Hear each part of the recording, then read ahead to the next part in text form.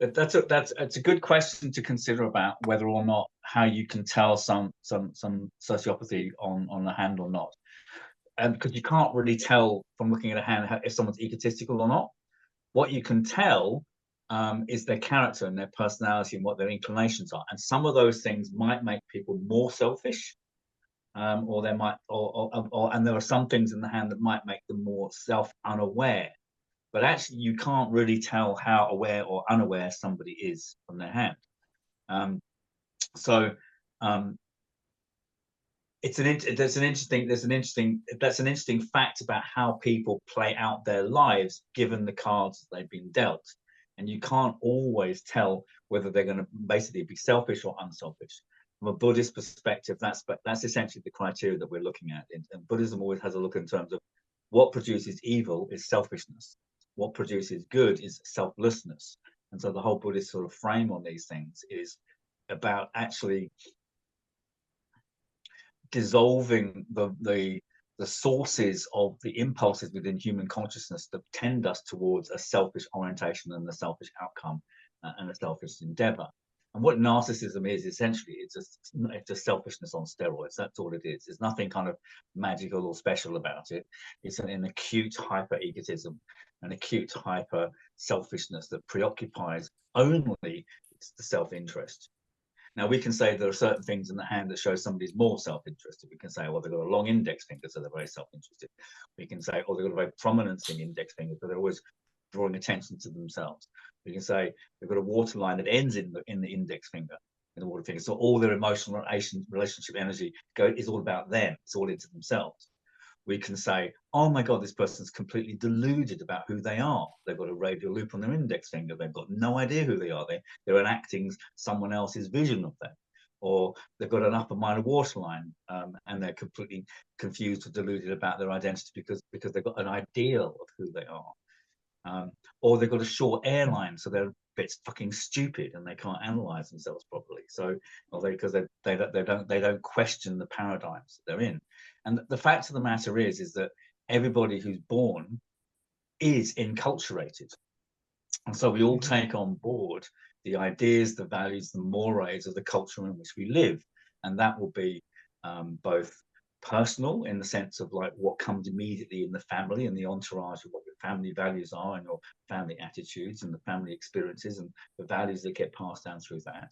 It's personal in the sense of the trauma that gets passed down in a family, from which is peculiar to your particular family. You know, if you're a Native American Indian and you've got alcohol problems, there's a fucking reason for that, and it's got nothing to do with you personally. It's to do with the disenfranchisement of you as people from the land that happened 150, 200 years ago. But that's still a problem that you have to wrestle with. But that's a cultural conditioning, and that will affect your life and will affect your decisions and will affect the way that you behave in the world and affect your sense of self-understanding. And by virtue of that wound, you become more defensive. So becoming more defensive, you become more selfish because you're more concerned about protecting whatever you've got left, because everything else has been taken away with you, taken away from you. So selfishness is often a response, a fear response to a threat. And so when people are living in fear, they behave more selfishly. And you're seeing that happening in the world, all over the world right now, as more and more fear arises. It started, the COVID thing really blew everything out of the water on that scale, on that scene. Everyone got very, very frightened in very different kind of ways, and everybody's rectal sphincters tightened, and everybody got more selfish. You know, and so it's the same thing happening politically in Europe at the moment. There's so much fear and anxiety amongst people that they are. That's where all the anti-immigration and all the anti-Islamic stuff coming from. Those are other, and we were afraid for our lives. Our lives, you know, what's happened in England is that they've pared down the social infrastructure in the UK so badly that no one's got anything. Everyone's poor. Real incomes have dropped. Inflation's going up. No one's got any money. People can't afford to live. And so people are going, so they're in fear for their life. People no longer believe that the future is going to be better for their children. And so they're in fear. So when you're in fear, you become more selfish, and then you don't want other people taking this away from you. So that kind of whole racist orientation rises from the fear that comes from out there. But you can't see that in the hand because all those things are sociological, economic, and political. So what you can't actually tell from a hand is how politically, socially, economically aware somebody is. And you look at someone like Donald Trump, which is where we started this conversation. Yeah. You know, Donald Trump is a complete product of the American dream. There's no way that no American can ever complain about the fact that Donald Trump became president 8 years ago, because he is a living embodiment of what the capitalist endeavor in America is, which is, you know, to have a business, to make loads of money, to live the lifestyle that you want. He's living the American dream with, you know, he's got resorts and he's got casinos, he's got loads of money, Yeah. he's got girlfriends and a gold toilets, you know, like Yeah. that is the American dream on steroids. He is Mr. Successful, and that's why he had all these television shows. That's why he bought this universe, his world, whatever it was, you know, and has a nightclub in Mar-a-Lago, and you know, he's basically fulfilling the American dream. So he is the epitome of that success, and that success is essentially a selfish success. So he becomes a kind of icon of selfishness, and that narcissism that goes with that is a consequence of a behavior and a lifestyle choice. And was he like that all the time? Well, no, you can see from his hands. You know, he's in real estate. He's into property. He's got a fire earth handshake, and he's got a long air finger. He's good at talking, so the art's the deal. He's got a flexible thumb, so he's adaptable with other people. He's navigated his way through life for according to an ideology. Now, has he got any self-awareness? I don't think he does.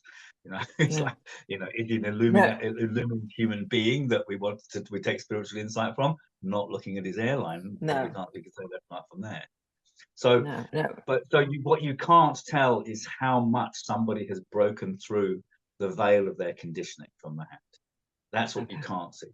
What you can see is there are factors that stop people from breaking through the veil of their conditioning, which makes it more likely that they're going to be selfish.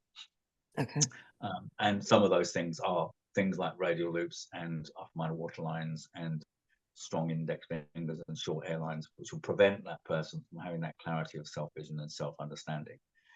But you know, so there's always that question about that. You know, what you can't tell. And obviously, the other thing as a hand reader is what we want to do is we want to sort of, you know, speak to people's strengths.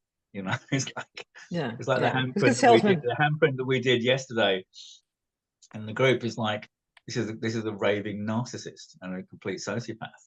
And yet, you know, I mean, I entitled this the deluded businessman, and yet you can see that he's a businessman under that. He just happens to be a completely deluded businessman with psychopathic problems. Trump isn't quite so extreme as that, and is evidentially much more successful. But actually, you're looking at the patterns of the hand, and you're seeing. You have to look and say, well, what are the positive policies here? What can this person do? Because that's the nature of handwriting. I saw that. You just don't want to just slag them off completely. Yet at the same time, you want to be aware of, you know, if you see someone who's got marked sociopathic tendencies, it's quite clearly, well, either you don't want to tell them because they might kill you, so that's good reason for not saying it. Or you want to phrase those things in a kind of careful kind of way. But it is a question about. What we can't tell from the hand is a person's level of kind of spiritual awakeness or awareness of their own consciousness. And most people are on a scale of selfishness and selflessness, and we just sit somewhere on that. And some people are selfish in some respects, and some people are hyper selfish, and some people are much more giving, and they're giving because of trauma reasons or because they got super bendy thumbs and not out of any strength or integrity. So that is the human dance that we navigate. And if you can get it right, you can actually enable a person to see their strengths and work to their strength and not be working out of their trauma. So most people who are sociopathic or narcissistic will be severely traumatized as a child. And because of that trauma wound, that's their survival mechanism. You know, they see it's necessary to be selfish. So just to take one example, if the waterline ends into the base of the water finger, that shows someone who's incredibly selfish. That's all that indicates. And then it's like, no matter whatever other palpable ways that people want to describe the idealism of someone with a waterline ending into that part of the finger, essentially that's a trauma response to a childhood with basically no one was looking out for them. Because no one was looking out for them, They go, well, I have, if I don't look after myself, no one else will. So what you've got there is a trauma response to the water line going into the water finger. Yeah. So it's a So they look trauma up. response to basically saying, if I don't look after me, no one else is going to look after me. And so how pathological that will be will depend on the degree of the trauma. You know, they might be Yeah. completely out and out selfish, or they might be prioritizing themselves a little bit, you know, or they're always factoring that into consideration. So it's, you can't tell, but if their life is based upon their trauma, then their life will be completely redirected in a way that it shouldn't be. You know, and we can argue that even with the radial loop, Karen. It's like, you know, if you base your life decisions on, oh my God, I need to fit in, oh my God, I need to please my mum, oh my God, I need to be like this, which is a kind of habit that a radial loop has, then your life doesn't unfold the way that allows all the other qualities and characteristics that you have, because you're too preoccupied with that particular trauma response, and you build a life based around that trauma response. So yeah, you can't tell. Go. What's the question? Yeah, I think it's interesting you say that because I was actually coincidentally just rereading the list you gave us of all the things that make someone not self-aware as I was going through my notes. And you know, you just went through all the things, and some like a simian line. There are a couple other things on the list, and I Yeah, have I have a couple of them. And I'm yeah, really glad you said that because you know, sometimes when we're studying chirology, and there are all these, you know, it feels kind of black and white. And the power is when you've done some work on yourself to be more self-aware, you know, self-development, spiritual work, awareness, getting space. There's really a possibility to distance yourself from those things that are in your hand. And, you know, they're never going to go away, right? But you can, how would you put that? You can like work around them no, you work with them. You just with you're just mindful of them, and you're aware of them, because you don't want to deny them, because otherwise you're just repressing the wound. But you just want to acknowledge the presence of the wound, but you don't let it dominate you. And the way that you don't let it dominate you is because you're aware of its presence. And when it rises, it might propel you to have a certain response. Like it might them. trigger a flight or fight or fawning response, for example. But you feel it coming up, and then instead of going into full blown fight or fawn, you just watch it rise up and let it fade away. But you need to be in a safe space to do that.